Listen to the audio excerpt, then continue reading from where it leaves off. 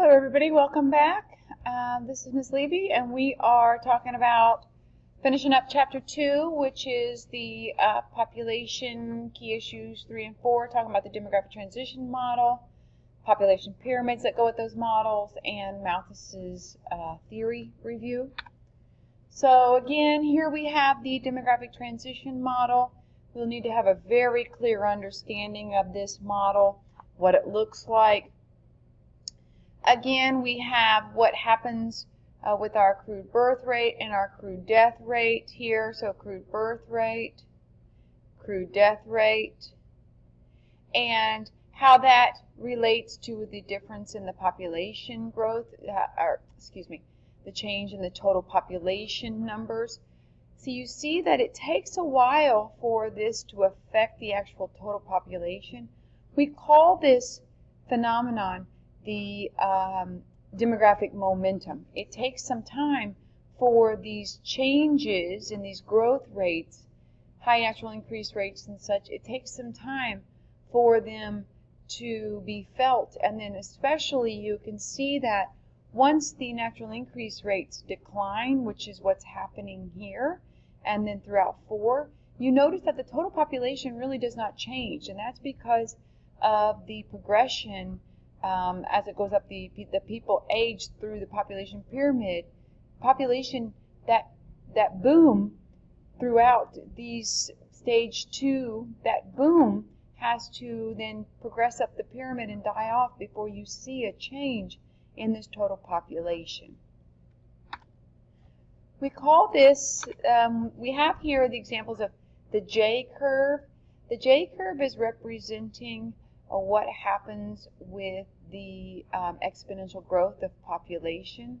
So the J curve here is representing that explosive population. The S curve is representing what happens to the population change over time as it goes through the actual demographic transition model. You can see that it's sort of shaped as an S. As you're in stage 1 and you really don't have much change in population because you're not really boom or bust. But Easter famine, you don't see much change. But then it really begins to change through stage 2. Stage kind of the same through 3, and then evens off through 4 and such. We call this an S curve.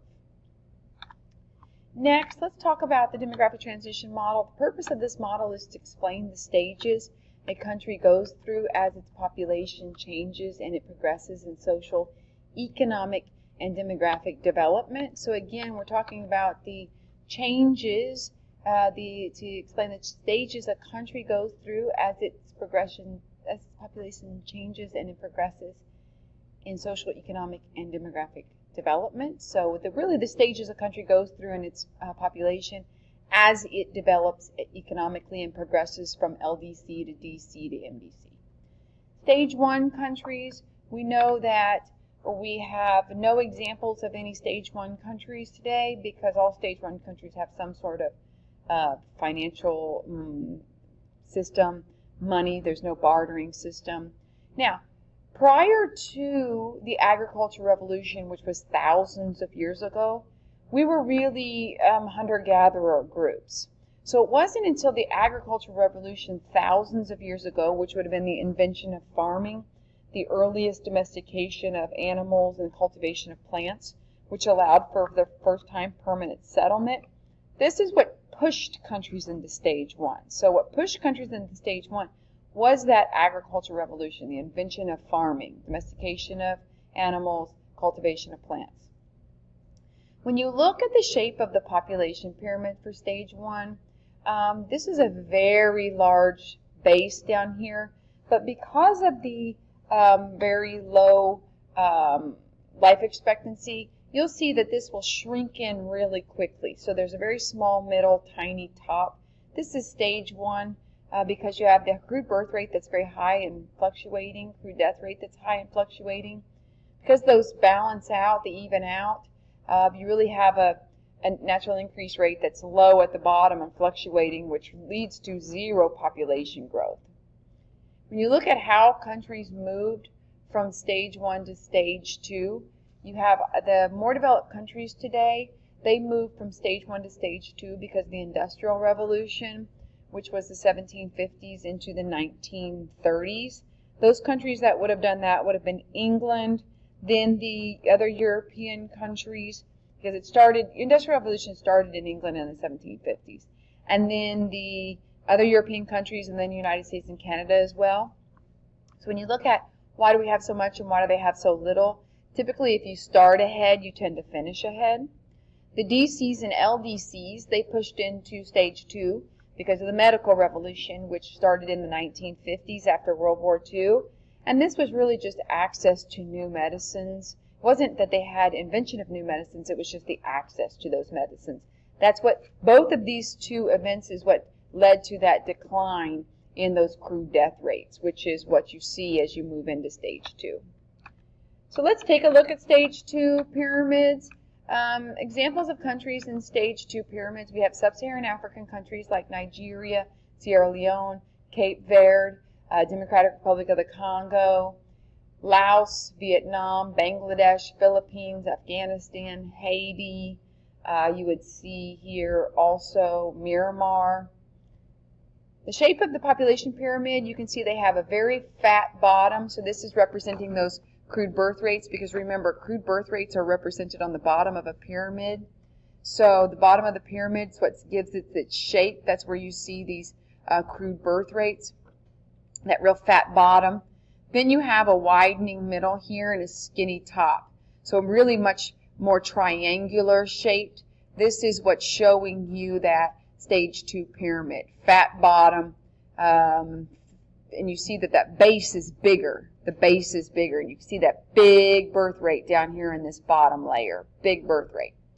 So we have a very high crude birth rate. We're seeing a decline in the death rate. You can see that as you have more people who are living, because these layers are bigger. So you have more people who are living here, and we have a very explosive natural increase rate. That's where you see these are big youth dependency down here. This is representing a very young population. You see that what moves countries from stage 2 to stage 3, you have to go from stage 2 to stage 3 to get there. You have to see a decline in the birth rates.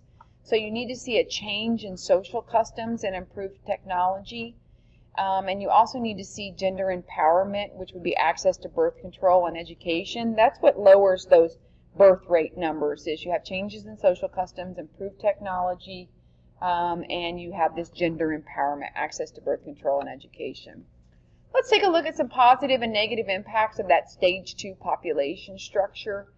So when we look at this population structure, we're talking about the population pyramid and how it's structured. When we look at that, what are the negative and positive effects of having those big birth rates down here and that explosive natural increase rate? There are some positive impacts of that. You see an expanding large workforce, so you're going to have a future very large expanding workforce, or you'll have more people who will eventually be able to work. You'll have a more young population that will be more creative and progressive, more open-minded to new changes and new ideas. You'll have a less need for immigrants for unskilled jobs, because you'll have a large youth population who'll be able to sustain those jobs, so you won't have a need for an additional numbers into your country. And you'll also have a less need to provide services and pensions for old people, which will help them save money. There are some negative effects to this population structure whenever you have that really high birth rate and that exploding natural increase rate. You'll see that you'll have a high youth dependency ratio. That means you must provide for many kids who don't work, and that costs a lot of money to provide all those for the kids. But the problem is you don't have enough workers to provide for that, so it's really difficult to progress as a society. You have a high population growth, which puts a strain on resources and environment and the society. You'll see a low literacy rate in education for women, so women really can't contribute to the economic elements of the society. They can't earn money. And you have fewer women who are working and being paid, so you have, again, more and more people in your society who are just costing money and not contributing financially. Stage 3 countries, again, here we see a drop in the birth rate. That's the big shift. is a drop in the birth rate. Stage 3 countries, examples would be East Asian, so like China, Latin American countries like Mexico, Brazil, Colombia, Argentina, Chile, some Middle Eastern countries, Northern African countries like Morocco, China, again, Brazil, Brazil, Mexico, Saudi Arabia, Chile. So you start to see a change in the population pyramid here because you see a decline in the birth rate. See how that bottom, it's still big, but it's smaller, it's shrinking, this bottom. It is in the middle, these birth rates will be in the middle between the stage 2 birth rates and the stage 4 birth rates. You can see it's going to be in the middle. It's declining, it's a shrinking bottom. Expanding middle here, expanding middle as these large populations, as they progress up. So we see this expanding middle and a wider top as you see an increase in the life expectancy. We got a drop in that crude birth rate. The crude death rate is still falling, but it's slower than it was in stage 2. And the natural increase rate is slowing here. So you have a moderate population growth.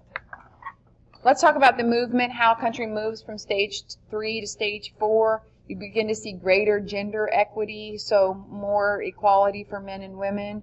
More women are working. You start to see an improved birth control. More people living in cities, so you should see a much higher percentage of your that are urbanized. You'll see it highly mechanized, highly industrialized, increasing wealth in the society. So when we look at stage 4 countries, we're going to see that we have Canada, European countries, especially Western European countries like Germany, France, United Kingdom, Switzerland, Japan, Russia, and Canada. The shape of the population pyramid, you can see that one of the shapes here that you can have is you will see that this country here, this is a country that's still barely growing. You see how this birth rate on the bottom is still bumping out on the bottom? That means that you see a very slow, barely growing here. And so you see a small bottom. You will see a little bit wider middle and a wider top. That's because you have more life expectancy here. You might also see a rectangular bottom. If this was rectangular here, like very rectangular through here, that would represent a country there's zero growth. The other option for this population pyramid would be if it's inverted, where this is coming in here in the bottom, and you see that the population is shrinking. That's negative growth. So if this bottom layer was smaller here, it cut in here, and the next 5 to 10 cohort layer here was wider than the 0 to 5, that represents a shrinking population. Let's talk about some positives and some negative impacts of the stage 4 population structure. Positive would be that you have a more educated, skilled workforce. You would have a low, and these really affect economically the most. You know, you have an educated, skilled workforce, which is going to get paid more. You have a low youth dependency ratio, so you don't have to pay as much for providing for young people and children and babies. You have more women working and being paid and contributing to the economic system. You have more money to spend on extra, what we call discretionary expenses beyond education. That would be like vacations and nicer cars, nicer homes, nicer clothing, going out to restaurants. You also have immigrants who will fill the unskilled jobs while the citizens can take the high-level, high-paying jobs, so it puts more money back into the economic system. The negative effects would be that you do have, economically, you'll have a higher elderly, older dependency ratio, so you just have more old people to take care of and pay for. You also have a possible future labor shortage, like we learned in the countries like European countries, Russia, Japan. They're really worried about their future labor shortage, so they may have an issue where they can't develop their economy because they don't have enough people working, so their economy actually shrinks. And you also have a need to spend more money on social programs and pensions, pensions are what provide money from the government, like Social Security for old people, because they don't work anymore and they still need money to provide for basic necessities. All right, so let's then please watch the next video to finish up this key issue 3 and 4.